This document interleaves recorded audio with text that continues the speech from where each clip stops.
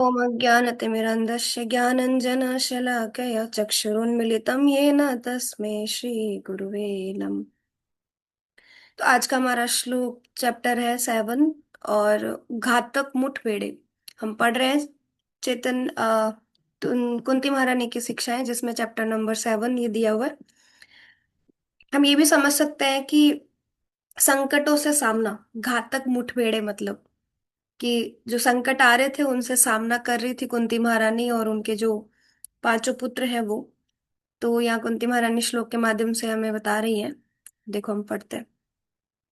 विशान्मगने पुरुषार्दर्शनात् सत्सभाया वनवास कृच्छ्रथ मृदे मृदे अनेक महारथास्ततो द्रोण्यस्तश्च तश्चाश्म हरे अभिरक्षिता। हे कृष्ण, आपने हमें विस्मय भोजन से, विषान महगने मतलब आपने हमें विस्मय भोजन से, पुरुषार्थ दर्शात सत सभाया वनवास कृच्छन, महान अग्नि कांड से, महग्नि ये विषान यानी विष से, महग्नि मतलब महान अग्नि कांड से, मनुष्य भक्षकों से, और दस सभाया दुष्ट सभा यानी दुष्ट सभा से, ये जो द्रौपदी माता के साथ हुआ वो, और वनवास कृच्छ्रत वनवास काल के कष्टों से, कृच्छ्रत मृदे मृदे अनेक महारथास्त्र तो, जो महारथियों द्वारा लड़े गए युद्ध से बचाया है। द्रोणयस्तश्चाश्म हरे अभिरक्षित, और जो द्रोण का जो पुत्र है अश्वत्थामा, अब आपने हमें अश्वत्थामा के अस्त्र से भी बचा लिया है। अंत में क्योंकि परीक्षित महाराज पर वो उत्तरा के गर्भ पर वो प्रहार करते हैं ब्रह्मास्त्र से, तो कुंती महारानी कहती है आपने कहाँ नहीं बचाया हमें, आपने महान विष से, अग्निकांड जो लक्षागृह में आग लगाई गई उससे, मनुष्य भक्षकों से जो द्रौपदी माता पर ऐसे उन्होंने मतलब उनको अपमान किया भरी सभा में, दूषित सभा से, और जो जुआ आदि खेला गया वो सब, वनवास काल के कष्टों से, जो 12 वर्ष तक उन्होंने वनवास में जो जो यातनाएं झेली उन सब से, और महारथियों द्वारा जो युद्ध लड़ा गया उससे भी आपने बचाया। और ना सिर्फ ये बल्कि अंत में जाते जाते जो अश्वत्थामा ने दुर्योधन से किए गए अपने प्रॉमिस को कंप्लीट करना चाहा, तो उन्होंने परीक्षित महाराज को मारने का प्रयास किया गर्भ में ही, जब वो उत्तरा के गर्भ में थे, तो आपने उससे भी बचाया। यहाँ पर घातक मुठभेड़ों की सूची प्रस्तुत की गई है। देवकी तो देवकी को तो एक ही बार अपने दुष्ट भाई के कारण कष्ट मिला, अन्यथा वे कुशल पूर्वक रही। उन किंतु कुंती देवी और उनके पुत्रों को तो वर्षों लगातार एक के बाद एक कष्ट उठाने पड़े। उन्हें राज्य के लिए दुर्योधन तथा उसके पक्ष के लोग मुसीबतों में डालते रहे, और हर बार कृष्ण ने कुंती पुत्रों की रक्षा की। देवकी माता को तो एक ही बार कष्ट हुआ, वसुदेव जी ने उनसे कुशलता पूर्वक बात करके और थोड़ा बहला फुसला करके जो दुर्योधन था उसको बहुत शांत किया, और फिर इस तरीके से उन्होंने उसको कंस को शांत किया, और उन्होंने उसको मतलब मारने के लिए अपना विचार बदल दिया कि ठीक है, हमारे जो पुत्र होंगे हम आपको दे देंगे, आप कम से कम मेरी पत्नी को मत मारो, क्योंकि ये तुम्हारी बहन है और अभी अभी इसकी नव विवाहिता है, अभी अभी शादी हुई है। तो इस तरीके की वाक चातुरता से वसुदेव जी ने देवकी माता को तो बचा लिया था। तो भगवान ने उनकी एक ही बार रक्षा की और वो बच गए। लेकिन यहाँ तो कुंती माता जो है वो लगातार कई वर्षों से कष्ट उठा रही है, एक क्षण भी उन्हें सुख नहीं प्राप्त हुआ। तो भगवान हर मुसीबत में अगर उनके साथ खड़े हैं, तो कुंती महारानी कह रही है कि कितना कुशलता, यानी प्रभुपाद हमें समझा रहे हैं कि देवकी को तो एक ही बार कष्ट मिला, लेकिन कुंती देवी उनके पुत्र तो कई वर्षों से कष्ट भोग रहे थे, और इतनी बड़ी बड़ी मुसीबतों में डालने के बाद में भी कृष्ण उनकी हर बार कुंती पुत्रों की रक्षा कर रहे हैं। अब आगे क्या हुआ है, एक बार भीम को विष खिला दिया गया, एक बार उन्हें लाक्षागृह में रखकर उसमें आग लगा दी गई, एक बार द्रौपदी का चीरहरण किया गया, और दुष्ट कौरवों की सभा में उन्हें नंगी करने का प्रयास किया गया। भगवान ने द्रौपदी भगवान ने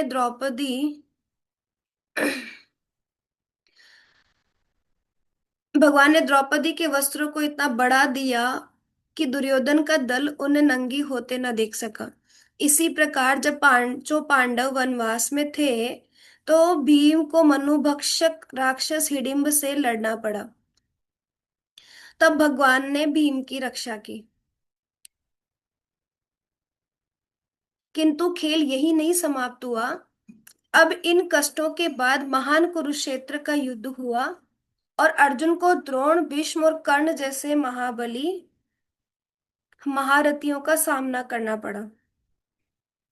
और जब सब समाप्त हो गया तो द्रोणाचार्य के पुत्र ने उत्तरा के गर्भस्थ शिशु को मारने के लिए ब्रह्मास्त्र छोड़ा।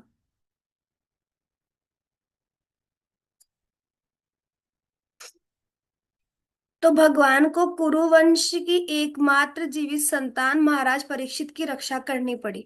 यहाँ पर कुंती उस सारे राक्ष संकटों का स्मरण करती है जो पांडवों को उनका राज्य फिर से प्राप्त होने तक सहने पड़े। तो कुंती महारानी पूरा अपना जीवन बता रही है किस तरीके से भीम को विष खिलाने से लेकर, जब वो छोटे से बालक ही थे, बड़े नहीं हुए थे, तब उसी स्थिति में उनको विष खिलाया गया, उनको लाक्षागृह में रखा करके उनको आग लगा दी गई, द्रौपदी का चीरहरण हुआ, दुष्टों की कौरवों की सभा में उनको अपमान किया गया। भगवान ने द्रौपदी के वस्त्रों को इतना बढ़ाया कि दुर्योधन को भी दुर्योधन जो है उनको भी अपमान का वो सामना करना पड़ा। उनको लगा अरे मेरा बल इतना वो पड़ गया, दुशासन जो उनका वस्त्र जो खींच रहा था उसको भी लगा मेरा बल इतना मतलब दुर्बल हो गया कि मैं कर नहीं पा रहा हूँ, मैं खींच नहीं पा रहा हूँ।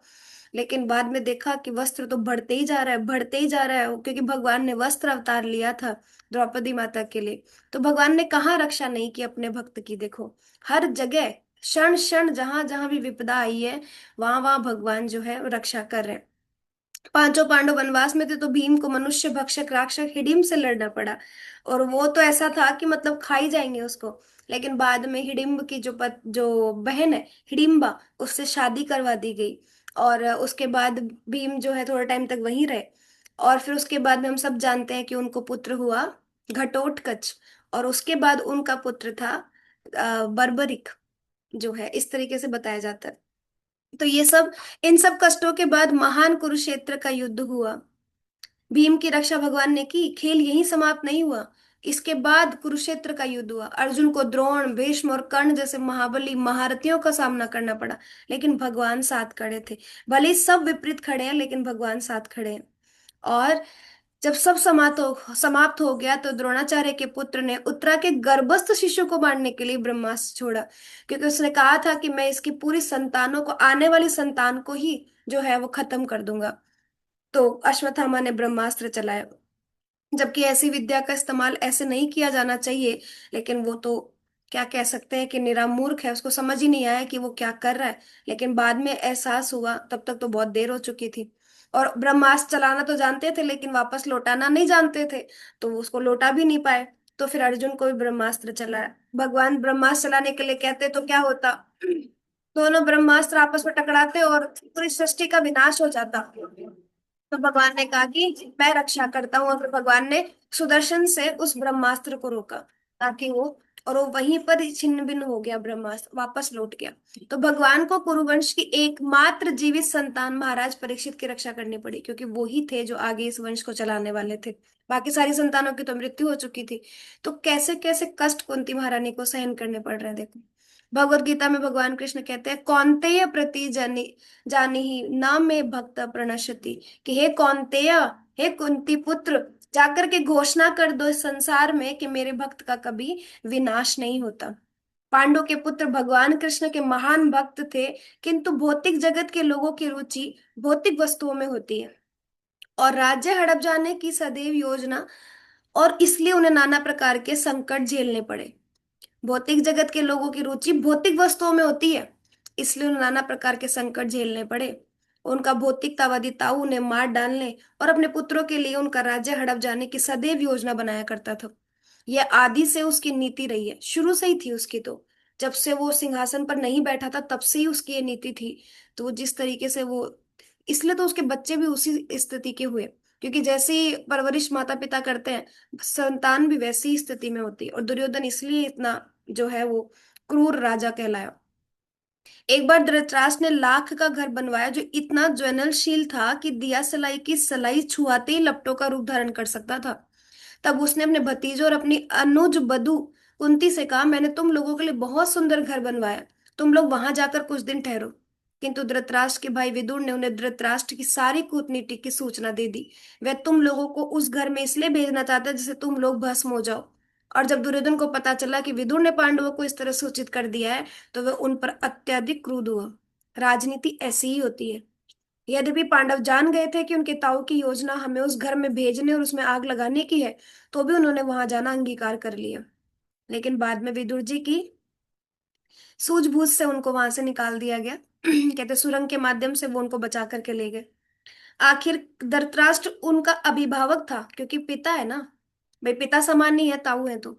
वे वयोवृद्ध के आदेश की अवज्ञा नहीं करना चाहते थे। आप सोचो, अगर कोई हमें ये सूचना दे कि आगे इस स्थिति में आपकी मौत लिखी है, हम जाएंगे?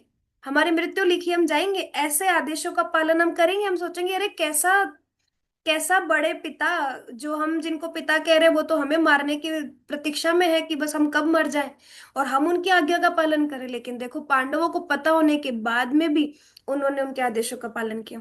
किंतु उन्होंने इस घर के नीचे से एक सुरंग खोद ली, और जब घर में आग लगा दी गई तो वे वहां से भाग निकले।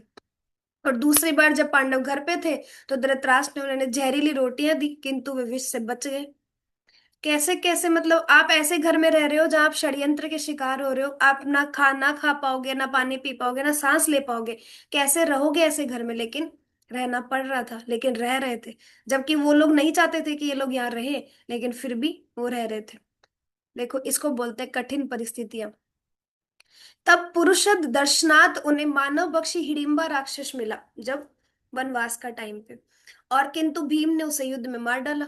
एक अन्य अवसर पर कुरुओं के राज दरबार में पांडवों को पासा के खेल में धोखा दिया गया, क्योंकि शकुनि तो उसमें पारंगत था।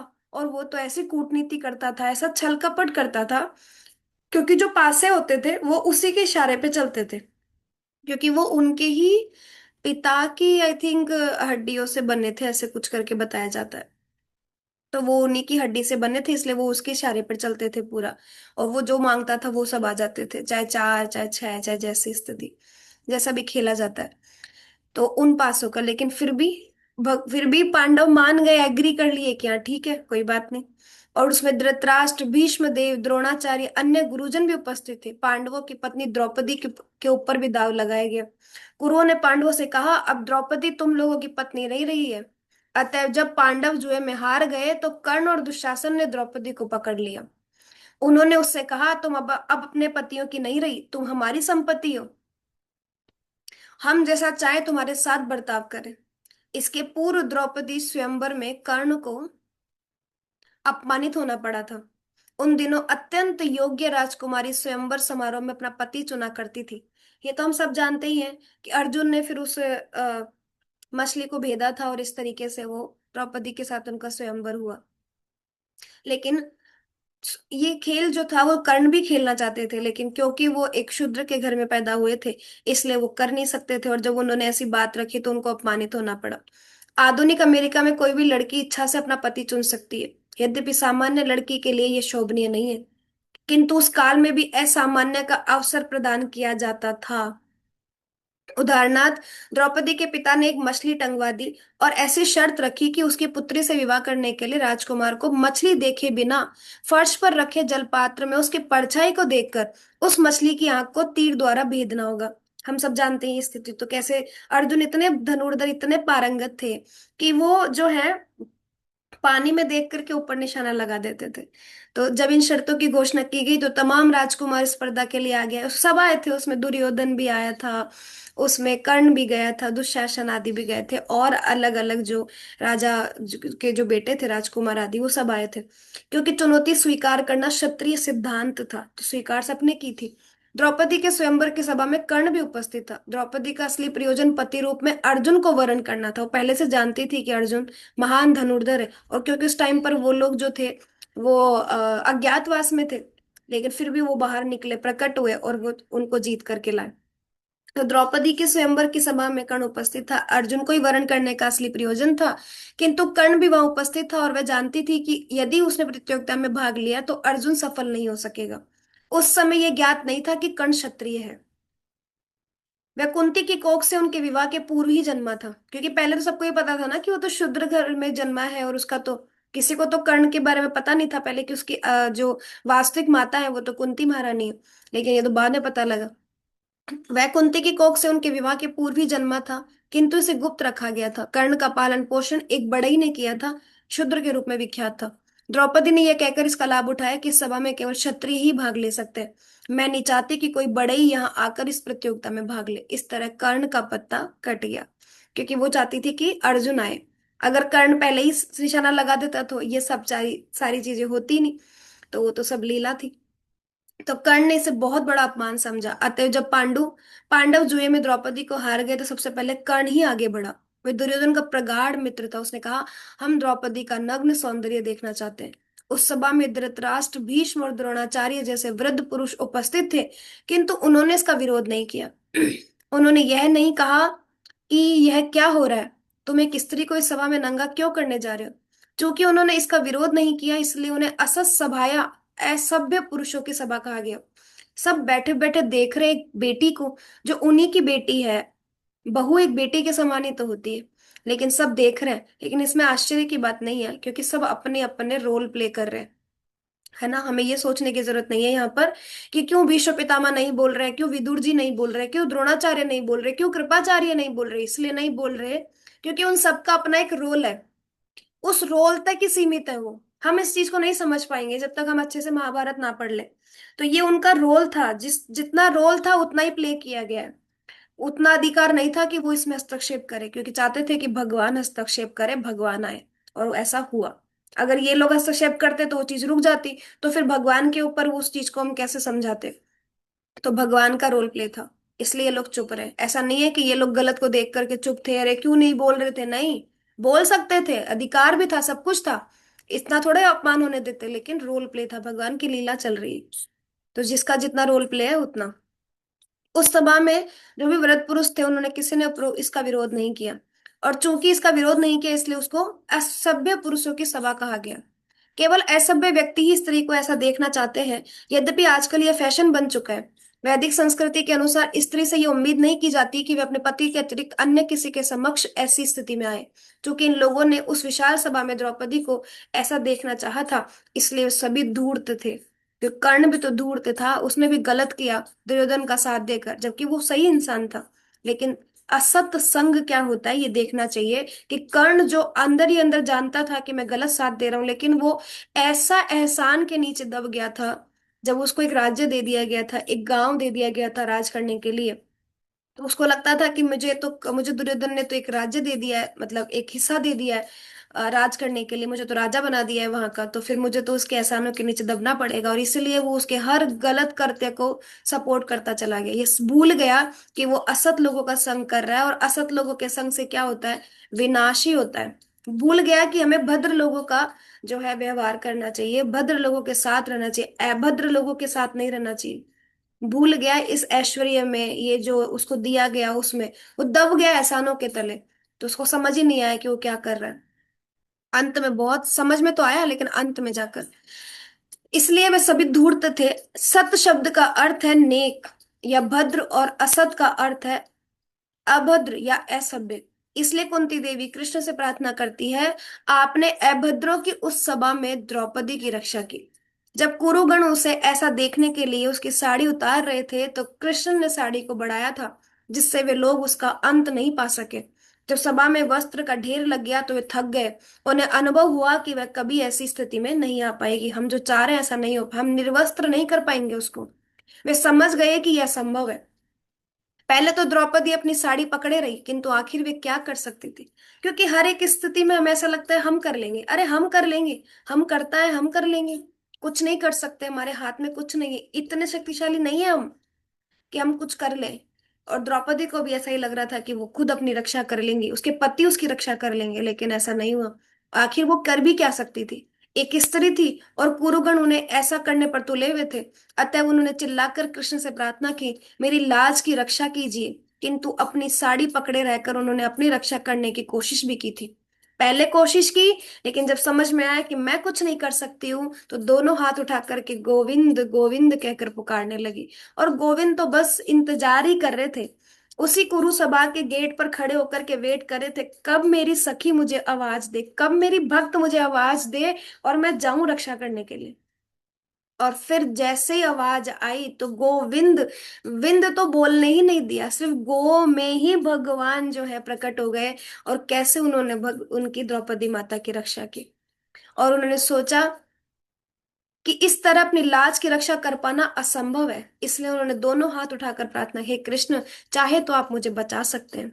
इस तरह कृष्ण ने उनकी प्रार्थना सुन ली। इसलिए अपने को बचाने का प्रयास करना बहुत अच्छा नहीं होता, प्रत्युत उसे एकमात्र कृष्ण पर निर्भर रहना चाहिए। हे कृष्ण, यदि आप मुझे बचाते हैं तो बहुत अच्छा, अन्यथा मुझे मार डालिए, आप जैसा चाहे करें।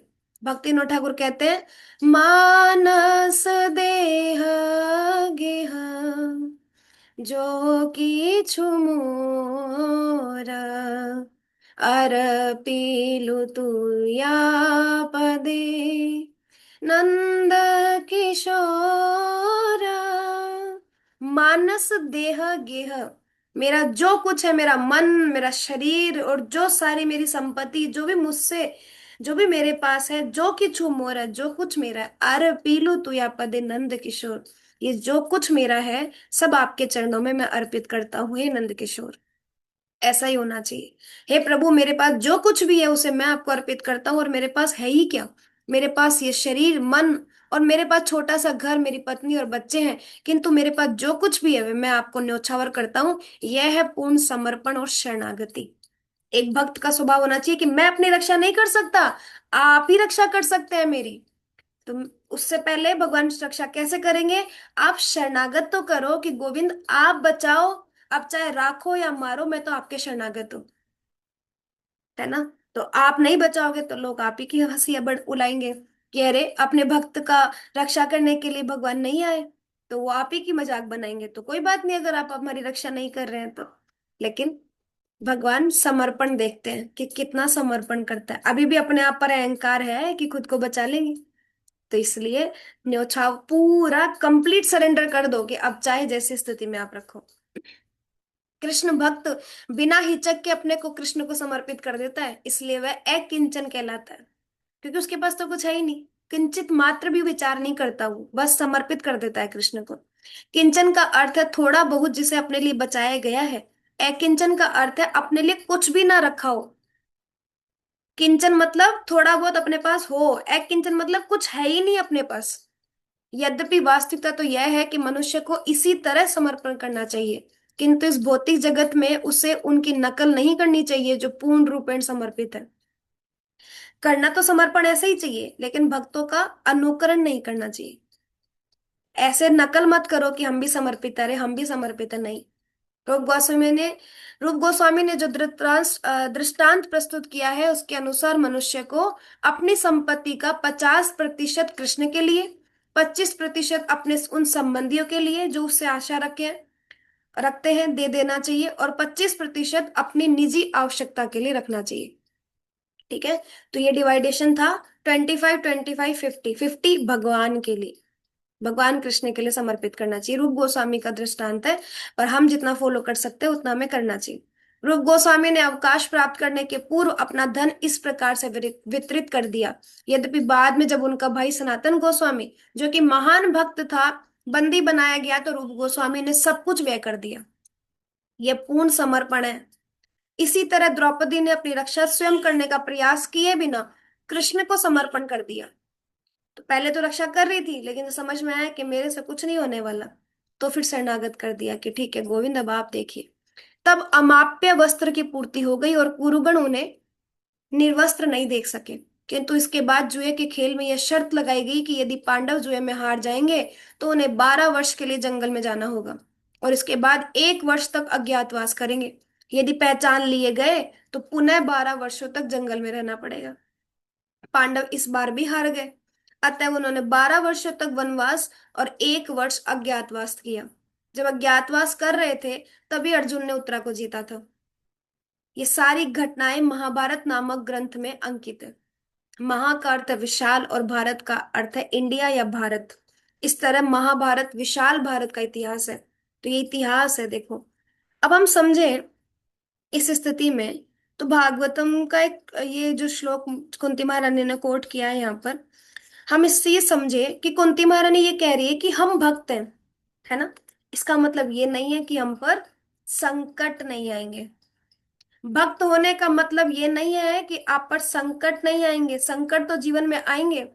पांडवों ने बहुत संकट सहन किए, हम सबने देखा है। भगवत गीता में भगवान कह भी रहे 9.31 में, कौन्तेय प्रति जाने ही नामे भक्त प्रणश्यति। संकट तो आते हैं, लेकिन कुंती पुत्र जाकर घोषणा कर दो, मेरे जो भक्त हैं उनका पतन नहीं होता कभी भी, उनका विनाश नहीं होता कभी भी, क्योंकि भगवान उनकी रक्षा करते हैं।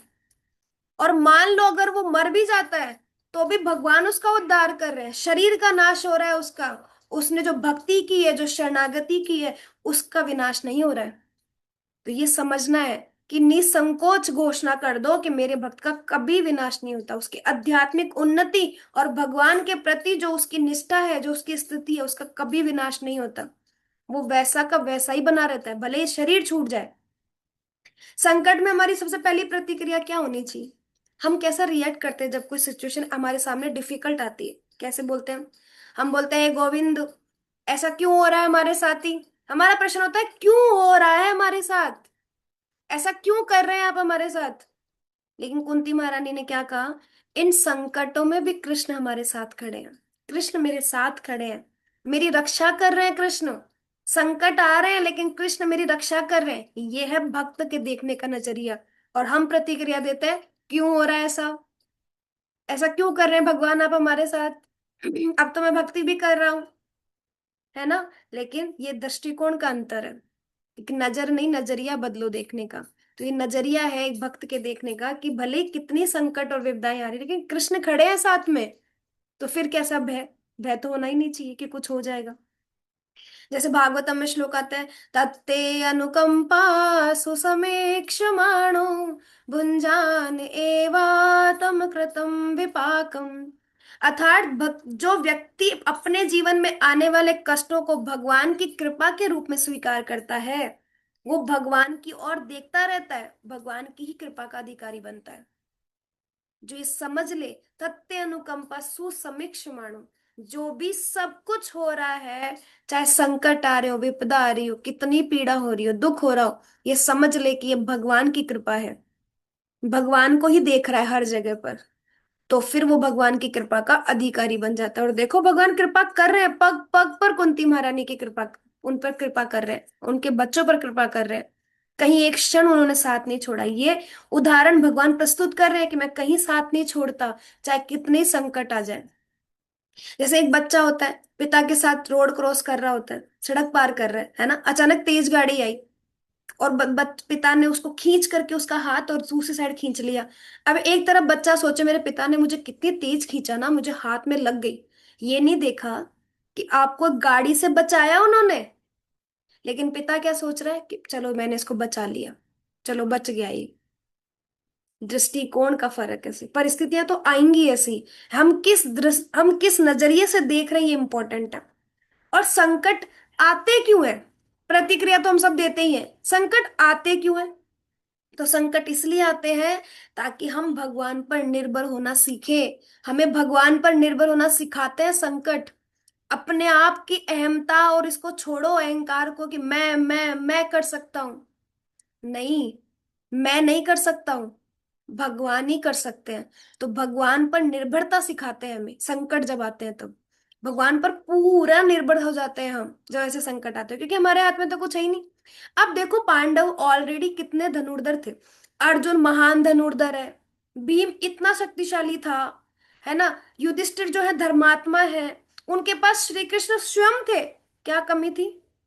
साथ खड़े हैं ना कृष्ण, क्या कमी थी? अपने आप बच सकते थे, क्या आवश्यकता थी? लेकिन कृष्ण पर निर्भरता, पूरी तरीके से डिपेंडेंट है कि नहीं, जैसा कृष्ण है वैसे ही। धीरे धीरे ये अनुभव हो रहा है, समझ में आया कि मेरी शक्ति तो सीमित है, मैं क्या ही बचा सकता हूं अपने आप को, लेकिन वास्तविक आश्रय जो मुझे लेना है वो है कृष्ण का। तो जब भी संकट आए तो सबसे पहले कृष्ण का आश्रय लो जाकर। कभी ऐसा नहीं सोचना कि मैं अकेला हूं इस संसार में। दुनिया आपको अकेला छोड़ सकती है, भगवान कभी अकेला नहीं छोड़ते। और इसलिए भगवान कहते हैं सर्वधर्मान परित्याज्य मामेकम शरणम व्रज। इसलिए कहते हैं भगवान अहम त्वम सर्व पापेभ्यो मोक्षयिष्यामि मा शुच, कि सब कुछ छोड़कर तू मेरी शरण में तो आ, देख मैं रक्षा करता हूं या नहीं। आ तो सही, तभी तो रक्षा करके दिखाऊंगा कि करता हूं या नहीं। तो शरणागत तो हो पहले हम। तो भगवान की शरण में जाओ, अगर संकट आ रहे हैं तो उन पर निर्भर हो। मेरी शरण में आओ तो मैं रक्षा करूंगा ना। जब मेरी शरण में ही नहीं हो तो फिर मैं क्यों करूं, फिर मैं दूर बैठा देखूंगा, मैं भी दृष्टा हूं ना, देखूंगा दूर बैठ करके। लेकिन समझना है हमें कि संकटों का वास्तविक उद्देश्य है, कभी कभी हमें ये सिखाता है कि मैं अकेला नहीं हूं, मेरे साथ कृष्ण है। मैं अकेला नहीं हूं, कृष्ण है मेरे साथ। द्रौपदी का उदाहरण, जब सारे सहारे समाप्त हो गए तो भगवान को आवाज लगाई। तो आवाज लगाई भगवान को कि गोविंद अब आ जाओ बस, सब कुछ छूटा जा रहा है ऐसे लग रहा है। ये शिक्षा है हमारे लिए। जब मनुष्य अपने अहंकार और अपने सीमित साधनों पर निर्भर रहता है ना, तो चिंता बनी रहती है, कैसे होगा, क्या कर पाऊंगा, क्या हो पाएगा, ऐसे ठीक हो जाएगा सब कुछ। तो चिंता में रहता है वो। लेकिन जैसे ही पूर्ण शरणागति हो तो चिंता रहित हो जाता है वो। बस भगवान का चिंतन करो, चिंता अपने आप हट जाती है। इसलिए भक्त की परीक्षा होती है, भक्त का विनाश नहीं होता। ये दो अलग अलग बातें हैं। भक्त की परीक्षा होती है, बार बार भगवान उसकी परीक्षा लेते हैं, कितना शरणागत है, कितना दृढ़ है मेरी शरणागति को लेकर। क्या मुझे छोड़ के चला जाएगा, कोई बड़ी से बड़ी विपदा आ गई तो मेरी शरणागति को मना कर देगा कि नहीं मैं शरणागत नहीं हूं आपके, मैं कर लूंगा खुद अपने आप से। भक्त की परीक्षा होती है। बहुत महत्वपूर्ण सिद्धांत है। कभी कभी हम सोचते हैं अगर भगवान मेरे साथ है तो फिर मेरे जीवन में समस्याएं क्यों, जब भगवान साथ है तो फिर समस्याएं क्यों। अरे परीक्षा हो रही है। पांडवों का उदाहरण देखो, भगवान साथ खड़े हैं, फिर भी प्रॉब्लम्स है। भगवान साथ खड़े थे अर्जुन के, फिर भी सामने अभिमन्यु को मारा जा रहा है। भगवान नहीं जानते थे। भगवान वहीं खड़े हैं, हर एक जीव के हृदय में परमात्मा का वास कर रहे हैं। भगवान वहीं खड़े हैं, फिर भी द्रौपदी का चीरहरण किया जा रहा है। भगवान वहीं खड़े हैं, फिर भी ये लोग जुए में हार रहे हैं। खड़े हैं ना। परीक्षा हो रही है, कितना शरणागत कर रहे हो आप भगवान के, कितना शरणागत। श्रीमद् भागवतम में कहते हैं नारायण परा सर्वे न कुतश्चन विभेति। जो भगवान नारायण की शरण में है ना, वे किसी भी परिस्थिति में भयभीत नहीं होते। किसी भी परिस्थिति में भयभीत नहीं होते। चाहे कैसी भी स्थिति आ जाए, डगमगाएंगे नहीं कभी। क्या द्रौपदी और उनके पुत्रों ने ये सोचा कि मैं आत्महत्या कर लेता हूँ, चलो छोड़ो इस संसार को, इतना कुछ हम लोगों को सहन करने को मिल रहा है, छोड़ो, जाने दो, निकलना है मुझे तो यहाँ से कैसे भी करके, है ना, सोचा उन्होंने? नहीं कि चलो सुसाइड कर लेते हैं, बात खत्म, झंझट खत्म, प्रॉब्लम खत्म। सोचा नहीं, सहन किया। हमें शिक्षा दे रहे हैं सहन करो। और सब कुछ आपके, कहते हैं भक्ति में आने के बाद पीड़ाएं तो होती है, समस्याएं भी आती हैं, संकट भी आते हैं, लेकिन दुख नहीं होता, दर्द नहीं होता अंदर। एक विश्वास होता है कि हमारे कृष्ण, हमारे आश्रय कृष्ण हैं। हम उनके आश्रय में हैं, जो होगा देख लेंगे। संकट में भी भगवान को दोष नहीं देते। भक्त कभी दोष नहीं देता भगवान को। ये नहीं कहता आपने क्यों किया ऐसा, इसलिए तो कुंती महारानी का चरित्र का गुणगान किया जा रहा है, कहीं दोष नहीं दे रही है कि गोविंद आपने ऐसा किया। आप तो साथ खड़े हैं फिर भी गलत होते हुए देख रहे हैं। नहीं, ये शरणागति। कुंती महारानी कह रही है कृष्ण आपने हमारे जीवन में इतने संकट क्यों आने दिए, ऐसा कह रही है।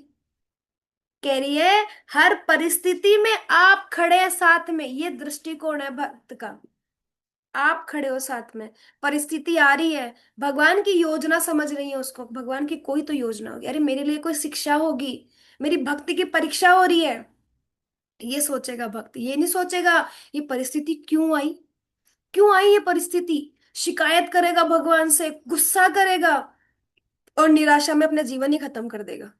ये नहीं सोचेगा, ये भौतिक दृष्टिकोण है, भक्त का नहीं। प्रहलाद महाराज का उदाहरण देखो, कुंती महारानी के जैसा ही उदाहरण है।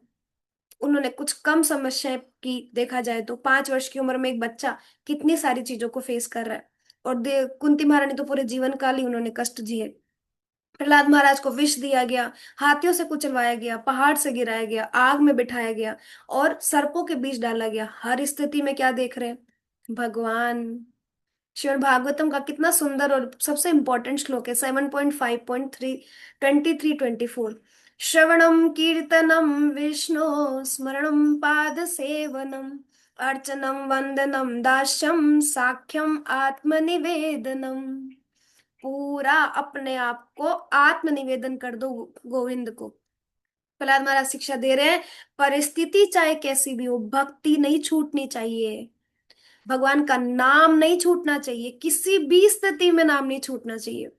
संकट परिस्थिति को बदल सकता है, लेकिन भक्त कृष्ण निष्ठा को नहीं बदलता। कृष्ण निष्ठा कभी नहीं बदलती, उसकी डगमगाती नहीं है, वो विचलित नहीं होता अपनी भक्ति से। इसलिए प्रहलाद महाराज ने एक क्षण के लिए भगवान का नाम नहीं रोका, निरंतर भगवान का नाम ले, निरंतर भगवान का स्मरण किया प्रहलाद महाराज ने। शिक्षा मिलती है हमें, है ना? हमें भी होना चाहिए ऐसा। हमारा वास्तविक आश्रय कौन है? हमें संकट ये दिखाता है कि मेरा सबसे बड़ा बल है कृष्ण। मेरी सबसे बड़ी अगर स्ट्रेंथ कोई ताकत है तो वो है कृष्ण, क्योंकि वो साथ खड़े हैं, ये विश्वास होना चाहिए हमें। अवश्य रक्षिबो कृष्ण, कृष्ण हमेशा रक्षा करेंगे, अवश्य रक्षा करेंगे। शरणागति है ये। क्यों नहीं करेंगे भाई रक्षा? शरणागत किया हमने, अपने आप रक्षा करेंगे, है ना? महारानी कुंती के जीवन में राजमहल भी था और वनवास भी आया, सब आया ना, लेकिन समृद्धि भी आई, संकट भी आए, सब आया उनके जीवन में, लेकिन आश्रय एक ही था कृष्ण। राजमहल में जाए, चाहे वनवास में जाए, चाहे संकट आ रहे हो, चाहे समृद्धि आ रही हो, चाहे सुख आ रहा हो, चाहे दुख आ रहा हो, हर स्थिति में कृष्ण साथ खड़े हैं। हर जगह कृष्ण का स्मरण, कभी नहीं छोड़ा कृष्ण को, कभी नहीं। इसलिए भगवान 7.14 में कहते हैं, मामेव ये प्रपद्यन्ते माया मेताम तरंती थे। जो मेरी शरण में आता है वो माया को भी पार कर जाता है। माया उसका कुछ नहीं बिगाड़ सकती है। फिर संकट क्या है? माया ही तो है, आपको डगमगाने के लिए आपकी भक्ति से, कि देखिए आप छोड़ के जाते हो क्या कृष्ण को। और सच में लोग छोड़ के निकल लेते हैं। थोड़ी विपदा आती है, थोड़ा हेल्थ इश्यूज होता है, कुछ भी होता है, बड़ा से बड़ा एक्सीडेंट हो गया, हमने तो पूरी भक्ति छोड़ दी है बोल के कि गोविंद क्या किया, मैं तो भक्ति कर रहा था आपकी, आपने तो मुझे पूरा बेड रेस्ट पे डाल दिया, मैं चल फिर नहीं सकता, मैं कुछ नहीं कर सकता। सबसे पहले हम भक्ति का त्याग करते हैं, लेकिन भगवान कह रहे हैं जो मेरी शरण में आता है ना, वो मेरी इस माया को पार कर जाते हैं, और मैं खुद सुरक्षा करता हूँ।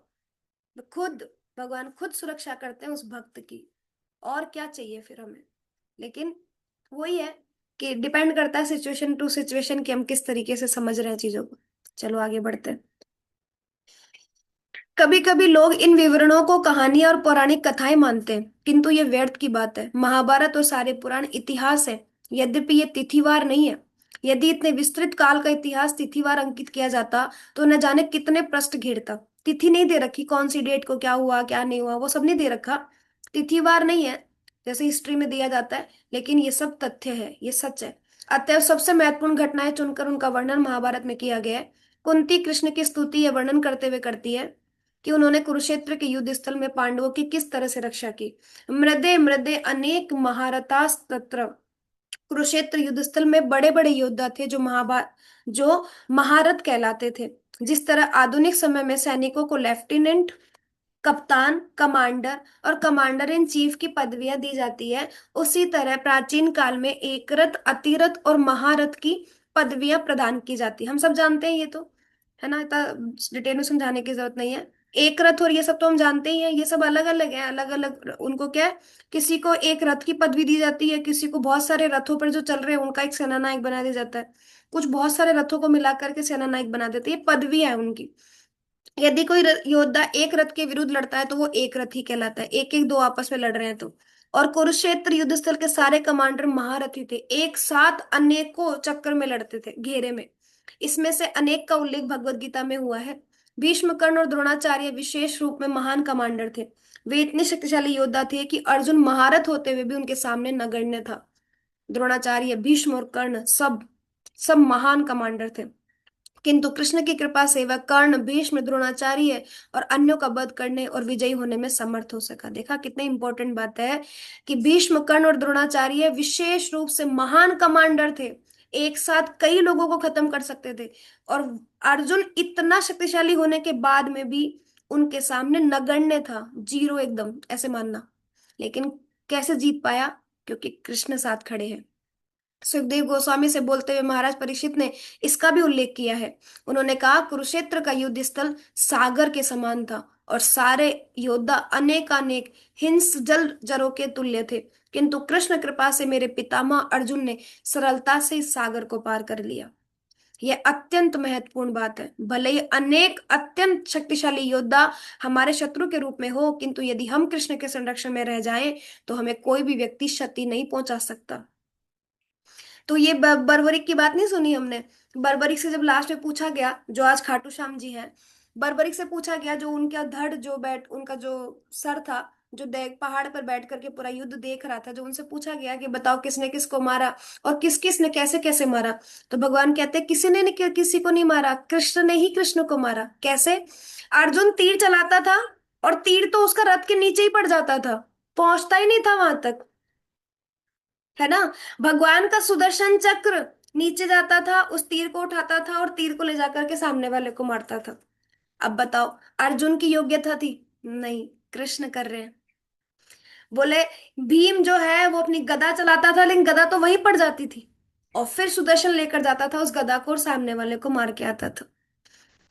कृष्ण मार रहे हैं। तो बर्बरिक ने देखा, असली जो तथ्य था ना, वो तो बर्बरिक देख रहे बैठ करके।